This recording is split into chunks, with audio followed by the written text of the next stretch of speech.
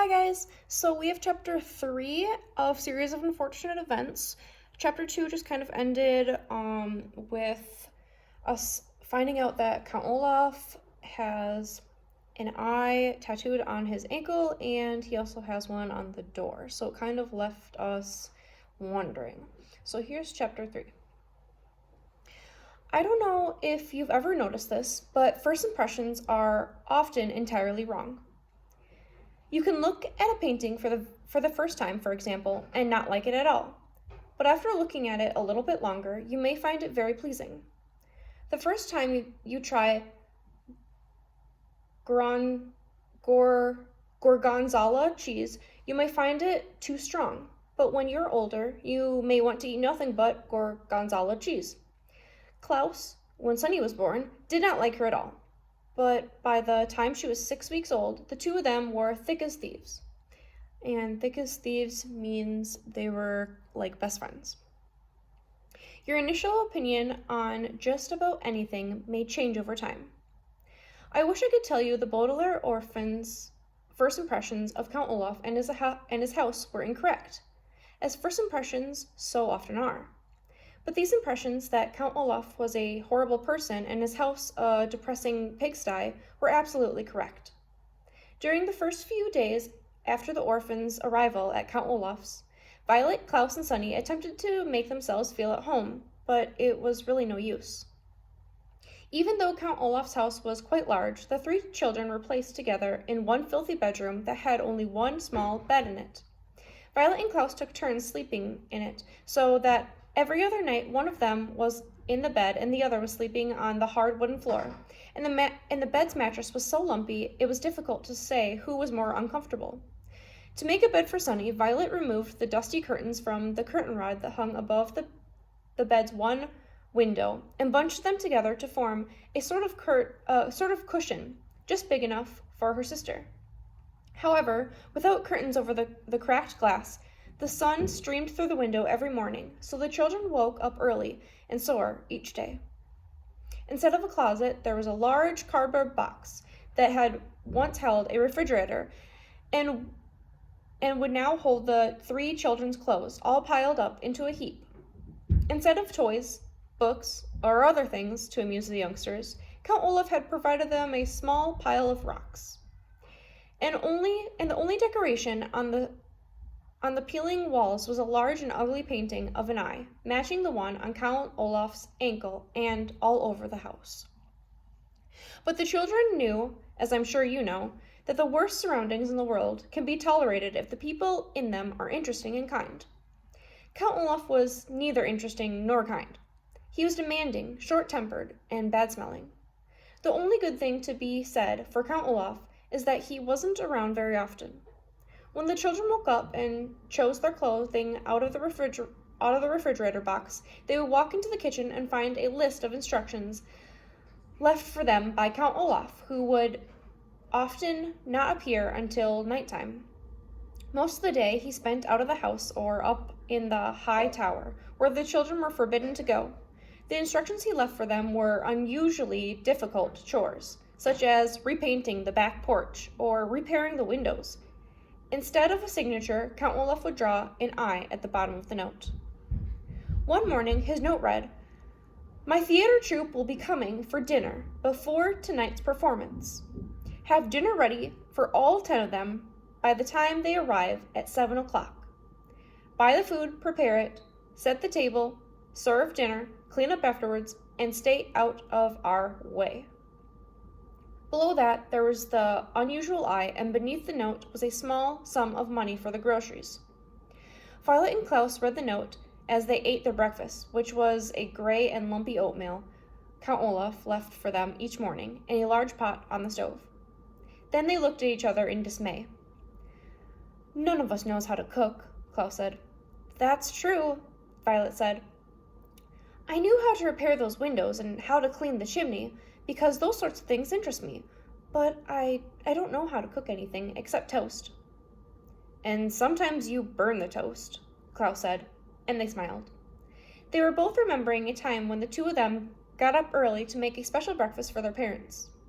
Violet had burned the toast, and their parents, smelling the smoke, had run downstairs to see what was the matter. When they saw Violet and Klaus looking forlornly at pieces of pitch-black toast, they laughed and then made pancakes for the whole family. I wish they were here, Klaus said, his voice rising as he got more and more upset. We would not be here in the first place if it wasn't for Count Olaf. I hate this place, Violet. I hate this house. I hate our room. I hate having to do all these chores, and I hate Count Olaf. I hate it too, Violet said, and Klaus looked at his older sister with relief. Sometimes just saying that you hate something and having someone agree with you can make you feel better about a terrible situation. I hate everything about our lives right now, Klaus, she said, and we have to keep our chin up. This was an expression the children's father had used, and it meant try to stay cheerful. You're right, Klaus said, but it's very difficult to keep one's chin up when Count Olaf keeps shoving it down. Junk! Sunny shrieked, banging on the table with her oatmeal spoon.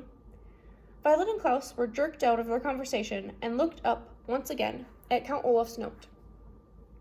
Perhaps we could find a cookbook and read how to cook, Klaus said. It shouldn't be that difficult to make a simple meal. Violet and Klaus spent several minutes opening and shutting Count Olaf's kitchen cupboards, but there wasn't any cookbooks to be found. I can't say I'm surprised, Violet said. We haven't found any books in this house at all.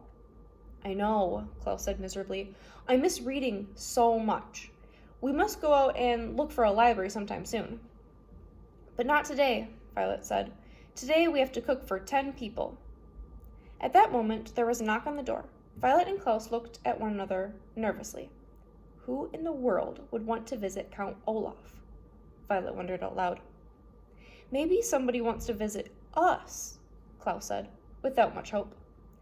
In the time since the Baudelaire parents' death, most of the Baudelaire orphans' friends had fallen by the wayside, an expression which means they stopped calling, writing, and stopping by to see any of the Baudelaires, making them very lonely. You and I, of course, would never do this to any of our grieving acquaintances, but it's very sad and true in life when someone has lost a loved one. Friends sometimes avoid that person, just when the presence of friends is most needed.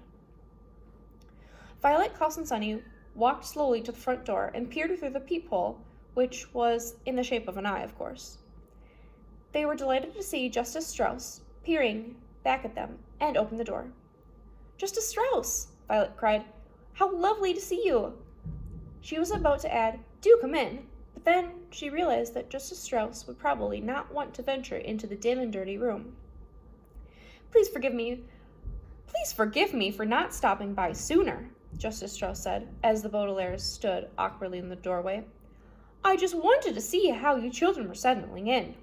But I had a very difficult case in the High Court, and it was just taking up too much of my time. What sort of case was it? Klaus asked. Having been deprived of reading, he was hungry for new information. I can't really discuss it, Justice Strauss said, because it's official business, but I can tell you it concerns a poisonous plant and illegal use of someone's credit card. Yuck! Sunny shrieked, which appeared to mean, how interesting. Although, of course, there is no way that Sunny could understand what was being said. Justice Strauss looked down at Sunny and laughed. Yuck is indeed, she said, and reached down to pat the child on the head. Sunny took Justice Strauss's hand and bit it gently. That means she likes you, Violet explained. She bites very, very hard if she doesn't like you, or if you want to give her a bath. I see, Justice Strauss said. Now then, how are you children getting on? Is there anything you desire? The children looked at one another, thinking of all the things they desired. Another bed, for example, a proper crib for Sunny, curtains for the window in their room, a closet instead of a cardboard box. But what they desired most of all, of course, was not to be associated with Count Olaf in any way whatsoever. What they desired most of all was to be with their parents again, in their true home. But of course, that was impossible. Violet, Klaus, and Sunny all looked down at the floor unhappily as they considered the question. Finally, Klaus spoke. Could we perhaps borrow a cookbook? He said. Count Olaf has instructed us to make dinner for his theater troupe tonight, and we can't seem to find a cookbook in the house. Goodness, Justice Strauss said. Cooking dinner for an entire theater troupe? Seems like a lot to ask of children. Count Olaf gives us a lot of responsibilities, Violet said. What she wanted to say was, Count Olaf is an evil man, but she was well-mannered. Well, why don't you come next door to my house, Justice Strauss said, and find a cookbook that pleases you? The youngsters agreed and followed Justice Strauss out of the door and over to her well-kept house. She led them through an elegant hallway smelling of flowers into an enormous room, and when they saw what was inside, they nearly fainted from delight, Klaus especially. The room was a library, not a public library, but a private library, that is, a large collection of books belonging to Justice Strauss. There were shelves and shelves of them on every wall from the floor to the ceiling, and separate shelves and shelves of them in the middle of the room. The only place there weren't books was in one corner, where there was some large, comfortable-looking chairs and a wooden table with lamps hanging above them, perfect for reading. Although it was not as big as their parents' library, it was as cozy, and the Baudelaire children were thrilled. My word, Violet said, this is a wonderful library. Thank you very much, Justice Strauss said. I've been collecting books for years, and I'm very proud of my collection. As long as you keep them in good condition, you're welcome to use any of my books at any time. Now, the cookbook's over here on the eastern wall. Shall we have a look at them? Yes, Violet said. And then, if you don't mind, I should love to look at any of your books concerning mechanical engineering. Inventing things is a great interest of mine. And I would like to look at books on wolves, Klaus said. Recently, I've been fascinated by the subject of wild animals of North America. Look, Sunny shrieked, which meant, please don't forget to pick out a picture book for me. Justice Strauss smiled. It is such a pleasure to see young people interested in books, she said. But first, I think we'd better find a good recipe, don't you? The children then agreed, and for 30 minutes or so, they pursued several cookbooks, and Justice Strauss recommended them all. To tell you the truth, the three orphans were so excited to be out of Count Olaf's house and in this pleasant library that they were a little distracted and unable to concentrate on cooking. But finally, Klaus found a dish that sounded delicious and easy to make. Listen to this, he said. Puttanesca? It's an Italian sauce for pasta. All we need to do is saute olives, capers, anchovies, garlic, chopped parsley, and tomatoes, put in a pot, and prepare spaghetti to go with it. That does sound pretty easy, Violet agreed, and the Baudelaire orphans looked at one another. Perhaps with the kind Justice Strauss and her library right next door, the children could prepare pleasant lives. The children could prepare pleasant lives for themselves as easily as making puttanesca sauce for Count Olaf. Well, we'll see. And that ends chapter 3. So, in your comment, let me know how you think dinner's gonna go. So make a prediction. Do you think that they're going to make this dish well? They're children. So do you think that Count Olaf is going to like it? Do you think that they're going to do a good job? Just make a prediction and tell me what you think is going to happen when they make this dinner for Count Olaf and his theater troupe. Bye!